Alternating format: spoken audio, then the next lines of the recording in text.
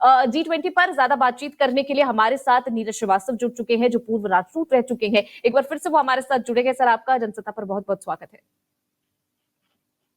Thank you sir, मेरा सबसे पहले यही सवाल है कि G20 का जो आगाज है वो हो चुका है। पीएम मोदी यहाँ पर जो अपना भाषण है वो दे चुके हैं और उन्होंने यहाँ पर अफ्रीकन यूनियन को सदस्य बना लिया है। तमाम लोगों ने एक्सेप्ट कर लिया और ये बेहद बड़ी तस्वीर।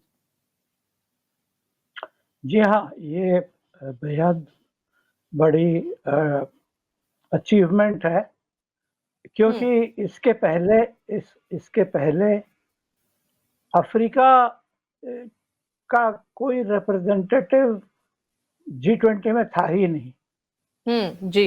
हालांकि अफ्रीका दुनिया का सबसे बड़ा, मतलब अगर एरिया साइज में देखा जाए, वो दुनिया का सबसे बड़ा कॉन्टिनेंट है। उसकी आबादी 1 बिलियन से ज्यादा है और उसमें देश जो हैं करीब 54-55 देश हैं। इसके बावजूद उस अफ्रीकन यूनियन का कोई प्रतिनिधि था नहीं, बुलाया नहीं जाता था या उसको सदस्यता नहीं थी। भारत ने ये काम अपने जिम्मे लिया और इसको करके दिखा दिया। तो ये एक ऐतिहासिक अचीवमेंट है और ये हिस्ट्री बुक्स में जाएगी कि भारत ने ऐसा काम किया है। और दूसरी चीज मैं ये कहना चाहूंगा कि मतलब ये जरूरी है कि हम जैसे एक दूसरा मुद्दा उभर कर इस शिखर सम्मेलन में आया है ऊपर, और उसको कहते हैं ग्लोबल साउथ। ग्लोबल साउथ का मतलब है कि साउथ इक्वेटर के दक्षिण में जितने ज्यादातर देश हैं वो डेवलपिंग कंट्रीज हैं, ग्लोबल साउथ। तो उनका कोई ऐसा बोलने वाला नहीं था जो कि उनकी आवाज को आगे तक पहुंचा सके।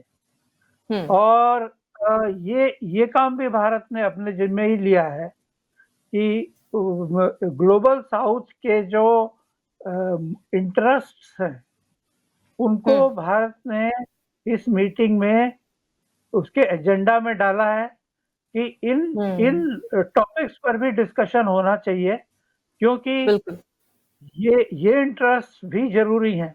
हालांकि ग्लोबल साउथ वहाँ अगर टेबल पे नहीं भी है, लेकिन उसके जो मुद्दे हैं वो सब हैं।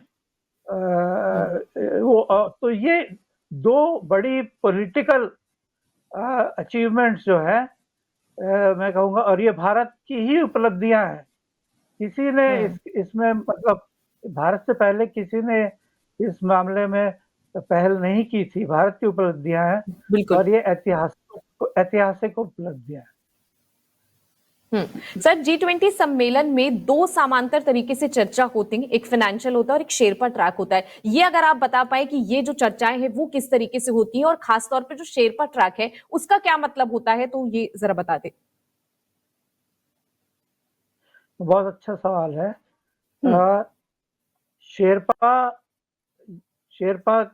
जो है का मतलब हम सब लोग जानते हैं, और नेपाल में शेरपा कहते हैं कि जो एवरेस्ट चढ़ने जाते हैं उनके जो सहायक होते हैं, उनको शेरपा कहा जाता है। अब मुझे याद नहीं आ रहा है कि किस भाषा में ये है, हो सकता है नेपाली भाषा का ये शब्द हो, लेकिन उसका मतलब है सहायक। तो इसी तरह से जो ये शिखर सम्मेलन हो रहा है उसमें जितने राष्ट्रपति या प्रधानमंत्री जितने उसमें शरीक हो रहे हैं, उनके जो सहायक हैं उनका नाम शेरपा है। वही शेरपा कहे जाते हैं। और उनका काम ये होता है कि अब ये तो पॉसिबल नहीं है कि सारे शिखर सम्मेलन में जो जितने मतलब हेड्स ऑफ स्टेट या हेड्स ऑफ गवर्नमेंट महीनों तक आकर बैठे रहे हैं, अब पर्सनली सब बातें डिस्कस करें, ये पॉसिबल नहीं है, ये उस लेवल पर नहीं पॉसिबल। तो वहीं शेरपा का रोल आ जाता है कि शेरपा जी। लोग बहुत दिनों से 1 साल, करीब साल भर से जो है, ये लोग मिल रहे हैं आपस में, और ये लोग सहायक लोग पूरा डिस्कशंस कर रहे हैं कि किस चीज़ पे हम एग्री करते हैं, किस पे डिसएग्री करते हैं। फिर वो बात वो लेकर वो फिर अपने विदेश मंत्रालय में आते हैं। वो बोलते हैं कि देखिए दूसरे देशों की ये डिमांड है, इसको कैसे हम देखें। इस तरीके से जो प्रिपरेटरी जिसको कहा जाता है, प्रिपेयर करने की मीटिंग जी, होती है, जी, जी। वो शेरपा लोग करते हैं, और वो सिविल सर्वेंट्स होते हैं। वो पॉलिटिशियंस नहीं होते, वो मतलब वो टेक्निकल उनकी नॉलेज उनकी होती है। उनकी पॉलिटिकल लेवल तो होता है, जो अभी आप देख रहे हैं, जो देशों के जो प्रधानमंत्री और जो राष्ट्रपति आ रहे हैं, जी। ये लोग पॉलिटिकल लेवल पर डिसाइड करेंगे, और ये लोग वो डिसीजन लेंगे जो शेरपा लेवल पर लिए नहीं जा सकते। जी। उनको इतनी पावर्स नहीं होती हैं शेरपा को, उनको लिमिटेड पावर्स दी जाती हैं। वो टेक्निकल चीज़ों के ऊपर बातचीत करते हैं, और वो एक तरह से जब आज वहाँ आपने ये दिखा रहे हैं आप, वो टेबल के चारों तरफ हम प्रधानमंत्री और राष्ट्रपति दूसरे देशों के बैठे हुए हैं, तो उनके सामने जो कागज है, उसमें सब कुछ एक संक्षिप्त तरीके से सॉरी संक्षिप्त तरीके से उनके सामने उस कागज पर लिखा होगा कि ये देखिए, ये सब चीजें हैं, इनमें सब लोग एग्री कर गए हैं, ये चीजें हैं, इन पे एग्रीमेंट नहीं है, तो इसको कैसे किया जाए। तो ये है, it is a preparatory. Sherpas जी। आर दी सहायक ऑफ द शिखर सम्मेलन में। जी।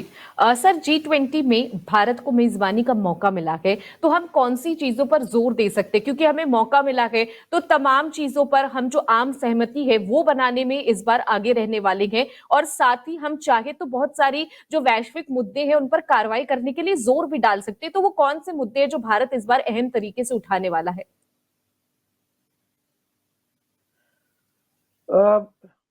कई मुद्दे हैं जो भारत उठाने वाला है, और जिनका कि डायरेक्ट असर जो है वो भारत पर पड़ता है। उसमें जैसे हैं वैश्विक मुद्दे हैं, उसमें क्लाइमेट चेंज है, जी।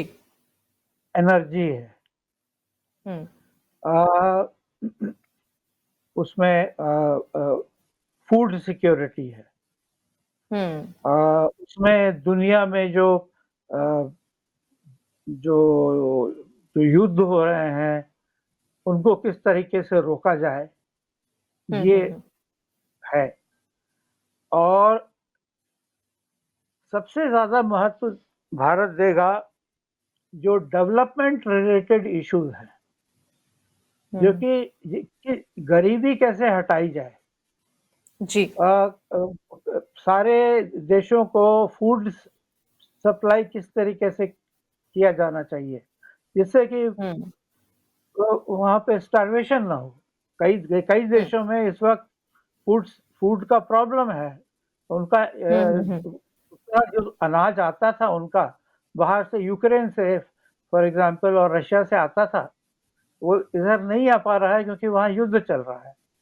तो उसके लिए वो मुद्दा भी एक देखेंगे। तो दोनों तरह के मुद्दे, एक तो जो डेवलपिंग कंट्रीज हैं उनके जो मुद्दे हैं, डेवलपमेंट रिलेटेड मुद्दे हैं उनके, और दूसरी तरफ से जो वैश्विक मुद्दे हैं, क्लाइमेट चेंज है, एनर्जी है, इन दोनों जो हैं, ये दोनों तरह के मुद्दे हैं जिनको कि इस शिखर सम्मेलन में जिनके ऊपर चर्चा होगी। ठीक है। नीरज जी, महंगाई पर भी तो बात करना बेहद ज्यादा जरूरी है, क्योंकि ना सिर्फ भारत में लगातार जो और यहाँ पर जो वैश्विक मुद्दे, उनमें सबसे बड़ा मुद्दा महंगाई है। और लोग ये जानना चाहते हैं कि क्यों लगातार महंगाई बढ़ रही, चाहे पेट्रोल के पैसे हो, तमाम चीजें हो, उन पर महंगाई जो है वो लगातार बढ़ती जा रही है। एक तो जो रीजन है वो वॉर हो गया, लेकिन तमाम ऐसे रीजन है जिस पर हम प्रेशर डालकर उन रीजन को थोड़ा कम कर सकते, ताकि जो महंगाई है वो थोड़ी कंट्रोल में आ सके। आपने कहा जो अभी कि हम्म। इसका सबसे बड़ा रीजन वॉर है, तो हम्म। एक्चुअली आपने अपने सवाल का जवाब ही खुद दे दिया, क्योंकि जी। सबसे बड़ा रीजन इसका वॉर ही है। हम्म। क्योंकि यूक्रेन एक बहुत बड़ा सप्लायर था जी। खाने की खाद्य पदार्थों का बहुत बड़ा सप्लायर था यूक्रेन। वहाँ से जो है गेहूं वहाँ से एक्सपोर्ट नहीं हो पा रहा है, हम्म। और सप्लाई चेन जो है डिसरप्शन हो रही है। कुछ तो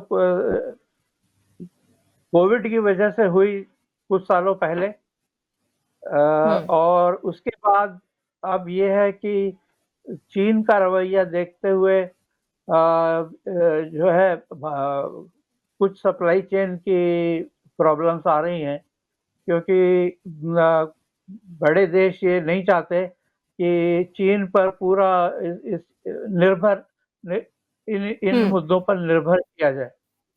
तो वो लोग चाहते हैं कि कई लोग चाहते हैं कि भारत आगे आए, और अब भारत हम्म। ग्लोबल सप्लाई चेन में का एक एक हम्म। अभिन्न और एक महत्वपूर्ण अंग बन जाए।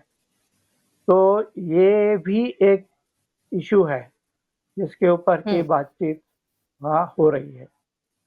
तो ऐसे इसी तरह के जो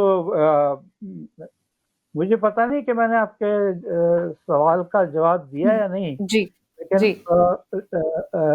इन्फ्लेशन की जो आप बात कर रही हैं, तो हम्म। इन्फ्लेशन महंगाई बढ़ती हुई, तो जहाँ हम्म। तक यूरोप और अमेरिका का सवाल है, वहाँ तो हम्म। यूक्रेन की वजह से इन्फ्लेशन बढ़ रहा है।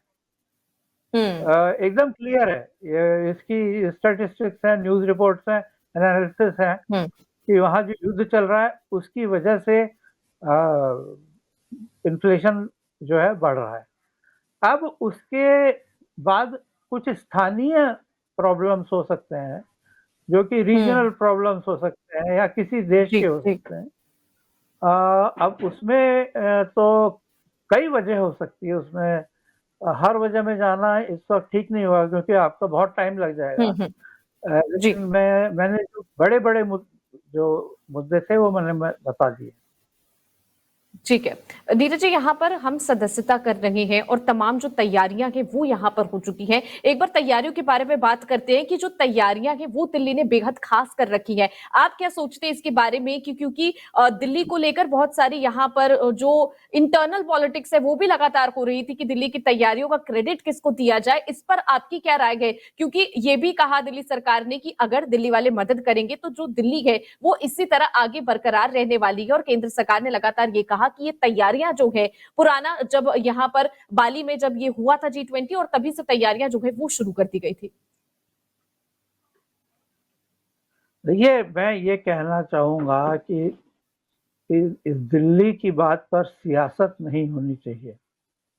हम्म। दिल्ली भारत का कैपिटल है, भारत की जी। जो राजधानी है वो दिल्ली है, हम्म। और दिल्ली भारत का हिस्टोरिकली अगर आप देखें तो भी एक बहुत हिस्ट्री है दिल्ली की, जो कि हम्म।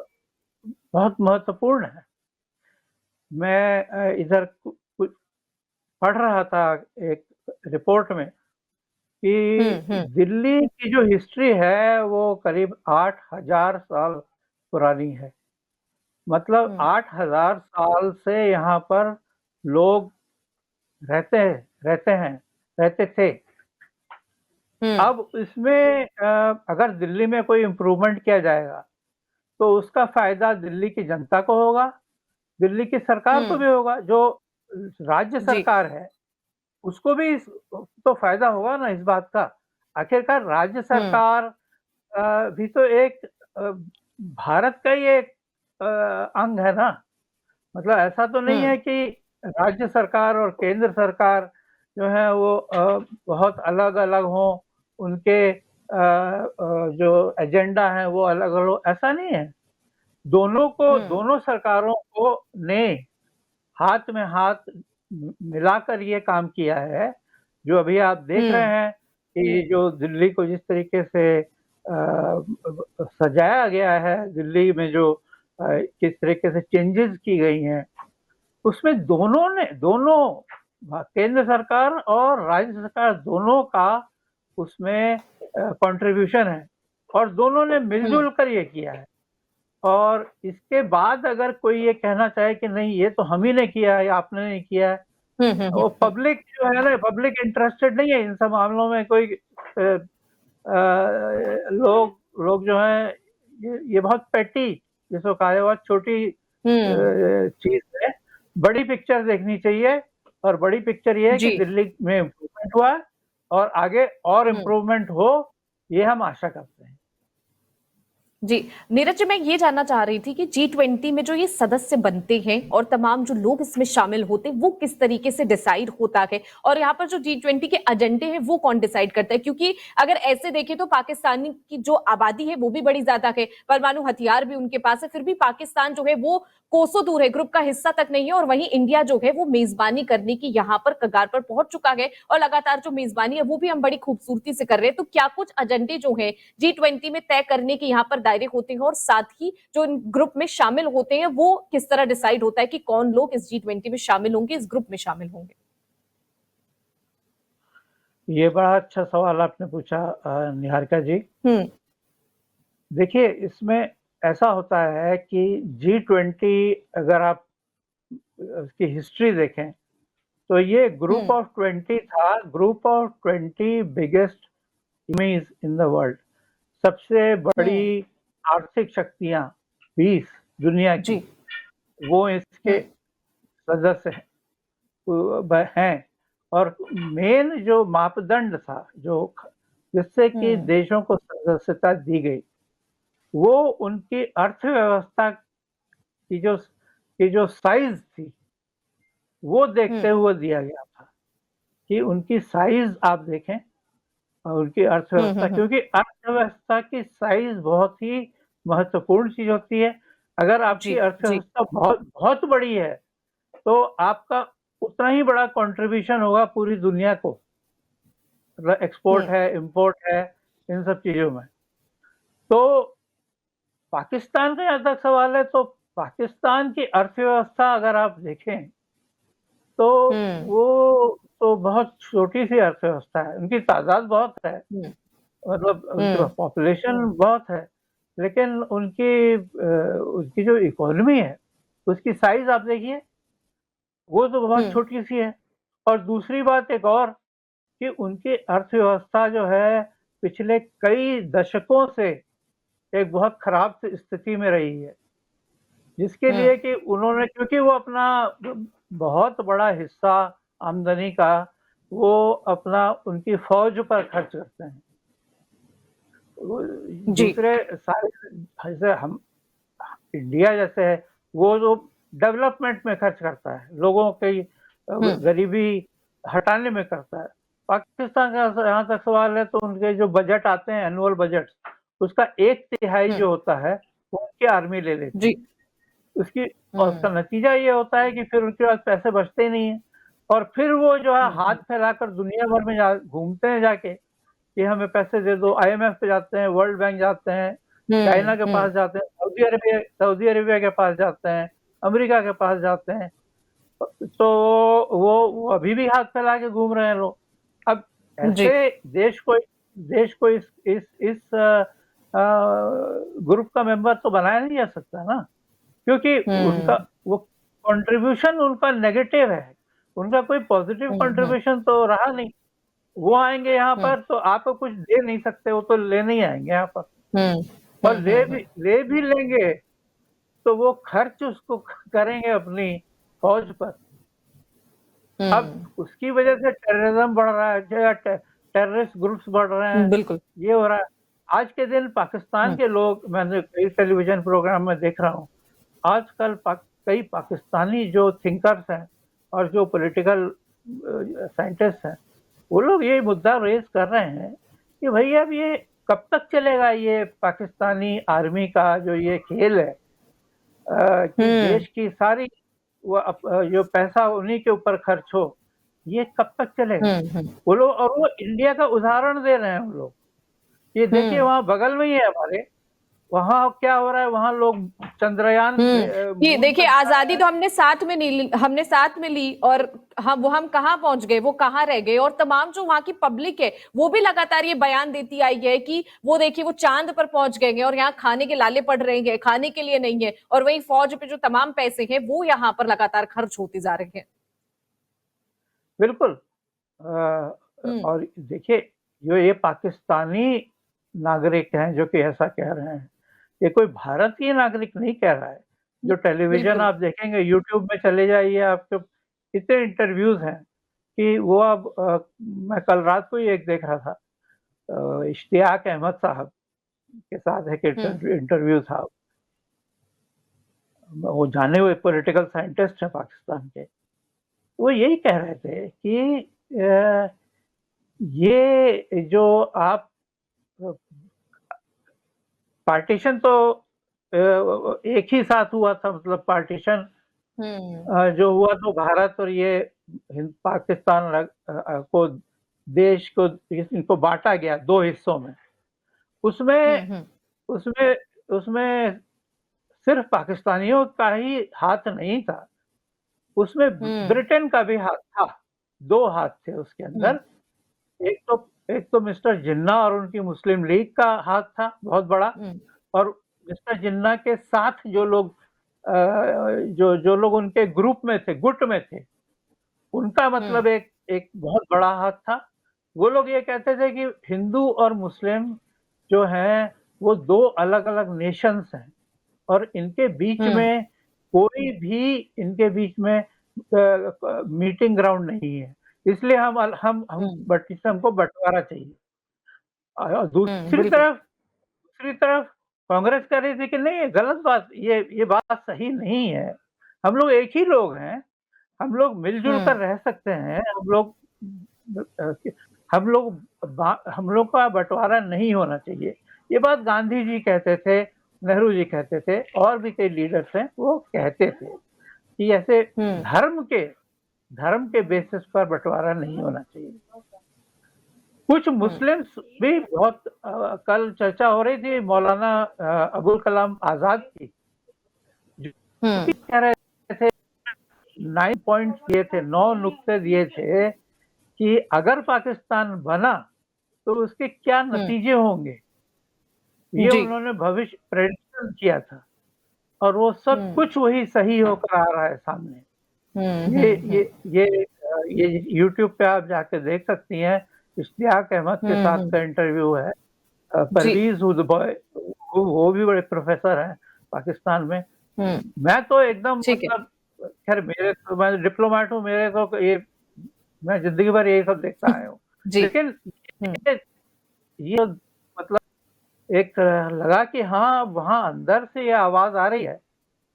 लेकिन अब प्रॉब्लम ये है कि अंदर से वहां जो आवाज आती है उसको ले आके वो लोग जेल में बंद कर देते हैं।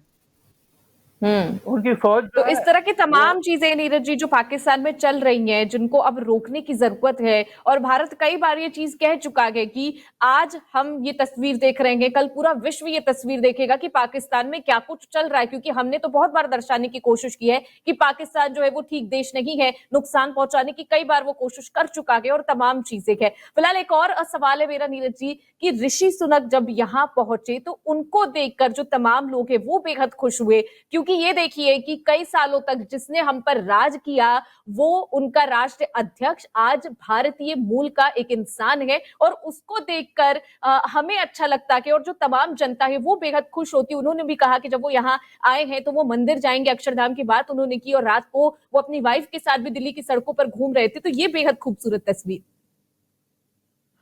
नहीं, ये तो सब सब भारतीयों के लिए हुँ, एक गर्व की बात है जी। कि ऋषि सुनक जो कि भारतीय मूल के हैं और उनकी हुँ, पत्नी तो भारतीय ही हैं, उनकी पत्नी का हुँ, तो हुँ, भारतीय बिल्कुल। नागरिक है। तो वो इस वक़्त ब्रिटेन के प्रधानमंत्री हैं। इस तरह हुँ, से ये देखिए हिस्ट्री जो है ना वो खेल दिखाती है अपना। अ, हुँ, बिल्कुल। हिस हिस्ट्री के जो पहिए होते हैं, वो चलते रहते हुँ, हैं और अपना नया-नया खेल दिखाते रहते हैं। किसने जी। सोचा होगा सिर्फ़ हुँ, मतलब 5 साल पहले भी किसने सोचा होगा हुँ, कि हुँ, भारत ये कि ब्रिटेन के बिल्कुल। प्रधानमंत्री भारतीय मूल के होंगे। नहीं और ये अकेले नहीं है ऋषि सुनक उनकी ब्रिटिश कैबिनेट में um, he is not the only one of um, Indian um, कई ओरिजिन। लोग हैं। जी। हुँ, उनके जो होम सेक्रेटरी हैं वो भी एक लेडी हुँ, हैं, वो भी इंडियन ओरिजिन की हैं। तो हुँ, ये दिखाता है कि एक तो भारत का जो डायस्पोरा है, या भारतीय मूल के लोग हुँ, जो रहते हैं ब्रिटेन में, उन्होंने क्या उपलब्धियाँ हासिल की हैं। कहाँ से कहाँ वो बिल्कुल। लोग पहुँच गए। हुँ, ये दिखाता है और ये हमारे लिए तो बड़ी गर्व की बात है और ऋषि सुनक के लिए भी ये बड़ी गर्व की बात है कि एक भारतीय मूल के होते हुए उन्होंने उन्होंने ब्रिटेन के प्रधानमंत्री का पद ग्रहण किया। हुँ, बिल्कुल। ये हालाँकि मैं ये नहीं कह रहा हूँ आपको कि ये अगले इलेक्शन में जीत के वो फिर से बन जाएँगे। वो वो हुँ, दूसरा इश्यू है जिसकी चर्चा हुँ, अ, दूसरी तरह से की जाएगी। लेकिन हम अभी की को जाएगी। देखें, जी। हम तो आज हुँ, के देख रहे हैं ना, तो वी शुड प्रेज़ेंट मोमेंट हुँ, को ही तो हम कह सकते हैं, कल क्या हुआ किसने देखा? बिल्कुल, तो बिल्कुल। हुँ, आज तो सच्चाई है वो ये है कि भारतीय मूल के हुँ, ये जो हैं वो प्रधानमंत्री और वो एक तरह से देखिए ऋषि सुनक जो हैं, वो प्रैक्टिसिंग हुँ, हिंदू हैं। हिंदू तो हैं ही हैं, हुँ, प्रैक्टिसिंग हिंदू हैं हुँ, मतलब वो मंदिर हुँ, में पूजा-पाठ करते हैं। वो आपकी हुँ, कलाई में जो कलावा होता है वो कभी-कभी उनको देखा हुआ बंधा रहता है उनके उसमें। तो जी, वो कोई जी। इस बात से कोई छुपाते नहीं है कि हम हुँ, मतलब हिंदू नहीं हैं या हम तो एकदम सो कॉल्ड सेक्युलर हैं जिसका सेक्युलर तो ख़ैर वो उसको तो तोड़-मरोड़ के बहुत ख़राब उसके मीनिंग्स निकाल गए हैं। हुँ, लेकिन मैं ये कहना चाह रहा था कि ये एक प्रैक्टिसिंग हिंदू हैं और ये भी दिखाता है ये बात कि जो हिंदू धर्म है, वो हुँ, वैश्विक धर्म है। वो हुँ, ऐसा धर्म नहीं है कि किसी दूसरे को अ अंदर लाया जाए या निकाला जाए, बाहर फेंका जाए या हुँ, हुँ, तलवार की धार पर आप कन्वर्ट किए जाएँ हिंदू में।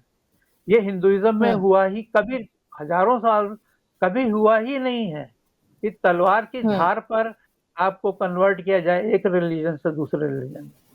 तो ये भी एक हुँ। गर्व की बात है देखिए ना कि नीरज जी, हमारे खुद के देश में धर्म को लेकर तमाम गलत बातें कही जा रही है, लेकिन एक बाहर से आया इंसान जो भारतीय मूल का है, वो ये दर्शाता है कि कितना खूबसूरत है ये धर्म और कितनी अच्छी तरीके से वो फॉलो करते हैं। उन्होंने रक्षाबंधन की बात की, जन्माष्टमी की बात की, इन तमाम चीज़ों की वो लगातार बात करते आए और उन्होंने बताया कि धर्म को फॉलो करना कुछ सेक्युलर या इन तमाम चीज़ों को नहीं दिखाता। आपका धर्म है, आपको उसका सम्मान करने की ज़रूरत है। और साथ ही नीरज जी, मेरा अगला सवाल यहाँ पर ये है कि आपने कल भी कहा था कि विकासशील देश जो है उनका फ्लैग बेयरर बनकर जो इंडिया है वो सामने आया है। तो क्या ये मैं मानूं कि जो तमाम विकासशील देश है उनको आर्थिक मदद मिलने में हेल्प होगी, क्योंकि जो विकासशील देश है उन पर ऋण बहुत ज्यादा होता है, तो जो देश है क्या उनको आर्थिक मदद इस G20 के बाद मिलेगी? ये अहम बड़ा सवाल है।